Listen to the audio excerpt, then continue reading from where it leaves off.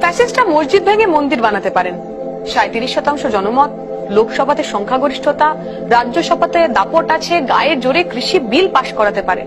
ফ্যাসিস্টদের জুডিশিয়ারিতেও manage আছে, ফেসবুকে আঁতাত আছে, আপনার ঘরে আড়ি পাতার স্বভাব আছে, স্তাবক মিডিয়া আছে। কিন্তু এত কিছু নিয়েও অর্থনীতির বিশল্যকরণী খুঁজে দেবার মুরদ নেই। ধর্মের বুলি কপচে সব পেটে ভাত দেওয়ার মুরদ নেই। মুক্ত বাজারে হিন্দু মুসলমানের ক্যালোরির আলাদা আলাদা হিসাব করার মুরদ নেই।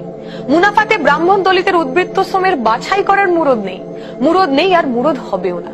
কারণ বাস্তব এটাই যে শ্রমের শোষণেই পৃথিবী জোড়া সম্পদের প্রবল বৈষম্য। বাস্তব এটাই যে ক্যাপিটালিজমে নয়, দাড়ি বুড়োর দাস ক্যাপিটালেই বন্দী আছে অর্থনীতির সাম্য। তাই মানুষের কাছে বামপন্থী বিকল্প তুলে ধরতে ফ্যাসিস্টদের সাথে লড়াই করতে হবে। জনকল্যাণকামী সরকারের গঠনের লক্ষ্যে ফ্যাসিস্টদের সঙ্গে লড়াই হবে সংসদে, লড়াই হবে রাজপথে। গণতন্ত্রের এই লড়াইয়ের মহাকাব্য আগামীর ইতিহাসের সোনালী অধ্যায়ে লেখা থাকবে। এটাই আমাদের চ্যালেঞ্জ, এটাই আমাদের অঙ্গীকার।